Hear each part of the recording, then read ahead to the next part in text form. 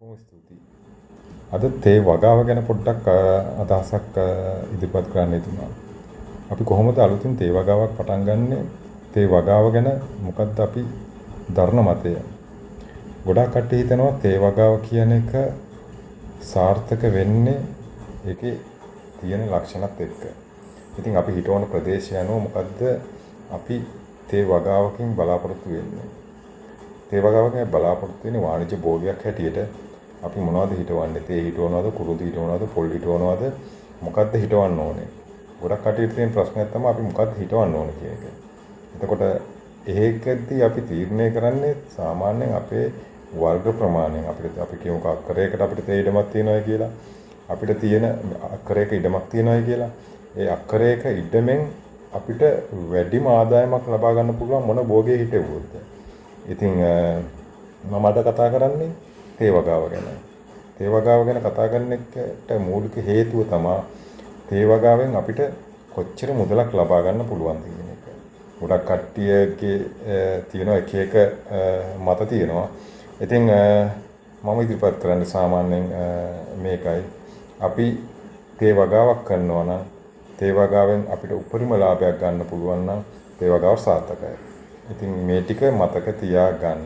පළවෙනි එක අපි තේ දාන භූමිය මොන වගේ එකක්ද කියන එක.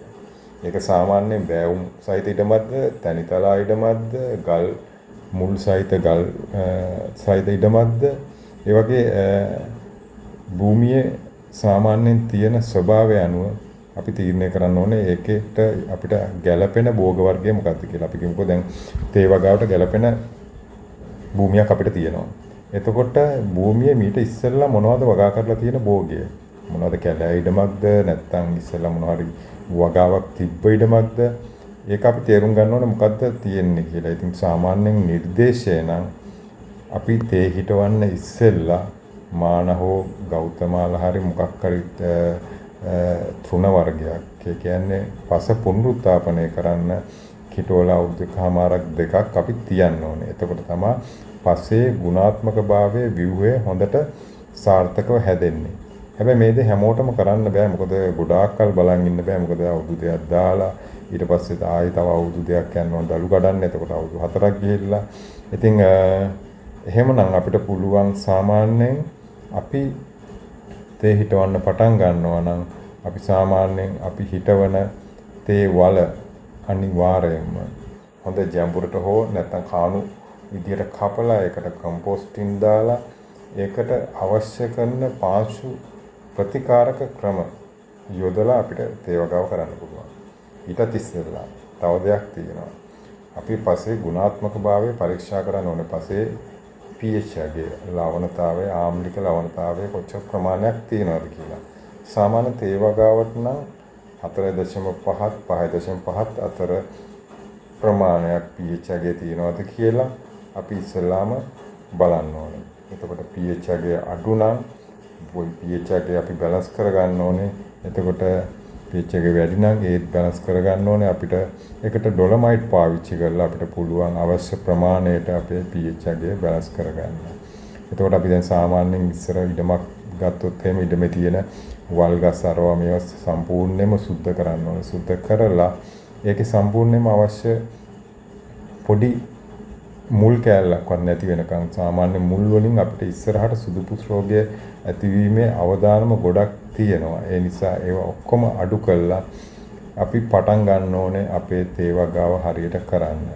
එතකොට අපි තේ වගාව කරන්න පටන් ගන්නකොට අපිට අවශ්‍ය වෙනවා අපි කොච්චර දුරකින්ද අපි මේ තේ වගාව කරන්න කියන එක. එතකොට අපිට මූලිකවම ගල් වැටි පාංශු සංරක්ෂණ ක්‍රම ටික හරියට කරගන්න.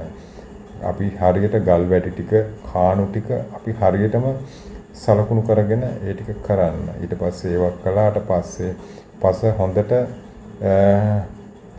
ලෙවල් කරන්න. ගොඩාක් ලෙවල් කරන්න යන්න එපා. සාමාන්‍ය මම දකින්නේ පස ගොඩාක් ඔය ඩෝසර් දාලා ඒවක් කරලා ඒවක් කරන්න යන්න එපා. පසේ තියෙන ගුණාත්මක භාවය ගොඩාක් නැති කරා ගන්න යන්න එපා. ඔය තියෙන ප්‍රමාණයටම යම්කිසි ලෙවල් එකක් වෙන්න කළා. ඊට පස්සේ අපි අපේ භූමිය තේ හිටවන භූමිය අපි වලවල් වලට අපි ලකුණු කරගන්න ඕන සමෝච්ච ක්‍රාණු ක්‍රමයක් යටතේ සමෝච්ච ක්‍රමයට. එතකොට ඒ ක්‍රමයට ලකුණු කරගන්න අපිට සාමාන්‍යයෙන් නිර්දේශය අනුව පැල දෙකක් අතර පරතරය අඩි 2යි, පේලි අතර පරතරය අඩි 4යි. සමහර කට්ටියගේ ඒක වෙනස් වෙනවා 2යි 3මාර වෙනවා. එතකොට අධිඝනත්වයට තේ වගා කරන කට්ටියගේ තවත් ඒක වෙනස් වෙනවා. මේ කුමන ක්‍රමයට යටතේ වුණත් අපි හරියට ඒ ටික ලකුණු කරලා හොඳ වලක් කපන්න අඩි 1මාරක්වත් යට තියෙන වලක් කපන්න. එතකොට ඒ වලක් කැපීමෙන් අපි බලාපොරොත්තු වෙන්නේ අපි හොඳ පැලයක් හොඳ සවිවරව පසට දෙවනවා. සාමාන්‍ය පොල් කටු වගේ වලවල් කපලා නම් තේ පැල දාන්න එපා. හරි. අපි හොඳට වලවකුත් කැපුවා. දැන් ඊට පස්සේ අපිට අවශ්‍ය වෙනවා අපි මොකද්ද නිර්දේශිත ක්ලෝන් එක අපි හිටවන. එතකොට දැන් ලංකාවේ තියෙනවා 20යි කාණ්ඩය, 30යි කාණ්ඩය, 40යි කාණ්ඩය, 50යි කාණ්ඩය. ඊට පස්සේ තව තියෙනවා ස්ටේට් ක්ලෝන් කියන්නේ වතු වලින් හඳුන්වලා දෙන ක්ලෝන්. ඔය කෙසේ වෙතත් මොන එකක් ගත්තත් තමන්ගේ ප්‍රදේශයට ගැළපෙන හොඳ ක්ලෝන් එකක් දාන්න. පරණ ක්ලෝන් නම් දැන් දාන්න එපා. ඒක කාලේ ගිහිල්ලා 40යි කාණ්ඩය, 50යි කාණ්ඩය, 30යි කාණ්ඩය. එතනින් ගියාම ස්ටේට් වලින් හඳුන්වලා දෙපු හොඳ ක්ලෝන්ස් දාන්න. ඒ ක්ලෝන් වලින් හොඳ ආදායමක් ගන්න පුළුවන්. එතකොට අපි පැලයක් තෝරගන්න එක ඊළඟ හොඳම දේ තමයි පැලය හැමතිස්සෙම අතු විහිදිච්ච පැලයක් හැමතිස්සෙම තවාණෙන් ගන්න බලන්න. හොඳ ලොකු බකට් එක දාපු හොඳ පැලයක් අපි අරගෙන හරියටම අපි ඒක වලේ ස්ථාවර කරලා හරියට හිටව ගත්තොත් අපිට 99%ක් පැලවල සාර්ථකත්වයක් ගන්න පුළුවන්. ඒ සාර්ථකත්වයත් එක්ක අපිට පුළුවන් හොඳ පැලයක් අපිට සාමාන්‍යයෙන් භූමියේ ස්ථාවර කරන්න.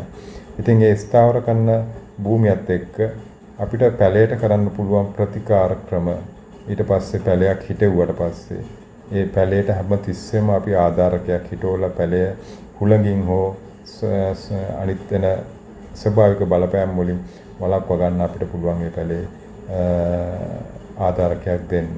ඊට අමතරව අපිට පැලයට අවශ්‍ය කරන සෙවන සැපීම සඳහා උස් සෙවන දෙන්නත් පුළුවන්. අපිට සාමාන්‍යයෙන් මැදි සෙවන දෙන්නත් පුළුවන්. ඉතින් ඔය ලාඩප්පා ග්ලිසීඩියා වගේ දෙයකින් කොට සෙවනත් අපිට ග්ලිසීඩියා හරි එතනින් ගියාම වෙනත් භෝගයෙන් උස් සෙවනත් අපිට ලබා දෙන්න පුළුවන්.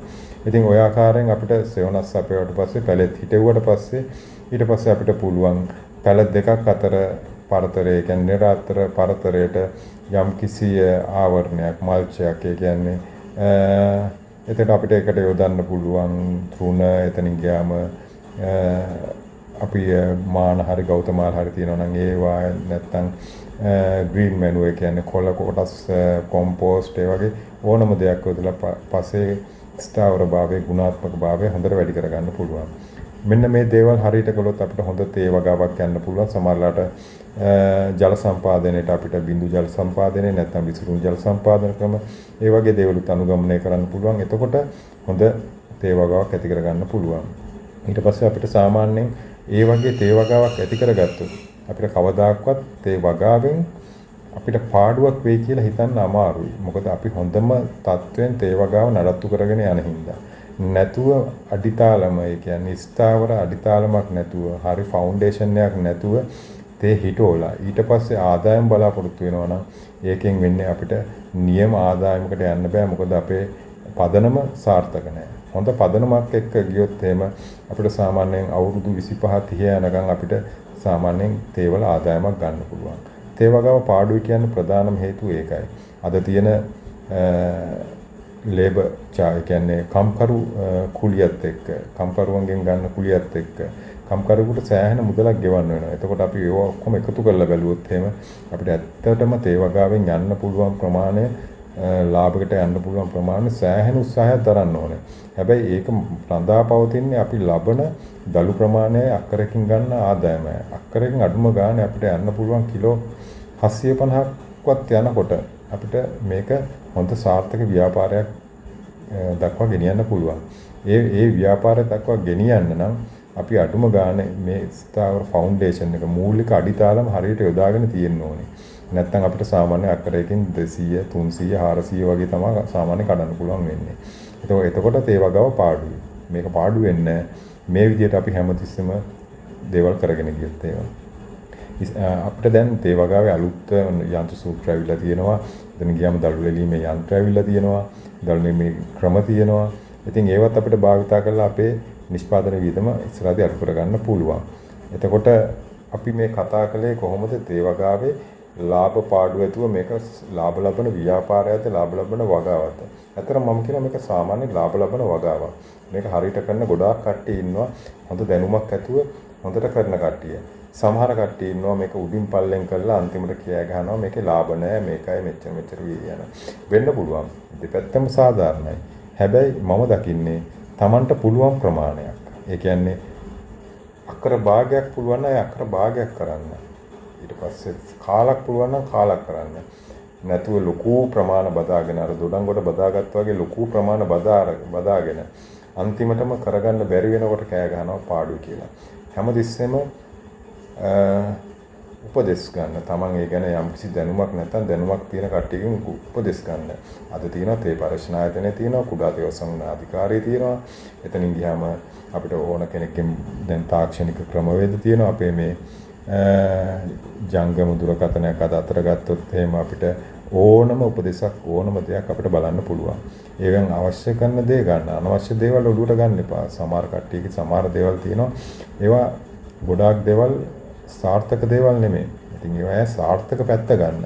හොඳට සාර්ථක පැත්ත අරගෙන අපිට මේ වගාව ඉදිරියට කරගෙන ගියොත් හොඳ සාර්ථක වගාවක් විදිහට කරගෙන යන්න පුළුවන්.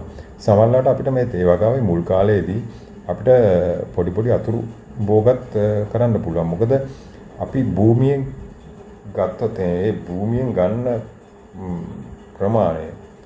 ප්‍රමාණය සම්පූර්ණයෙන්ම හොඳ ආදායම් මාර්ගයක් කරගත්තොත් අපිට ඒකෙන් ස්ථාවර ආදායමක් ගන්න පුළුවන්.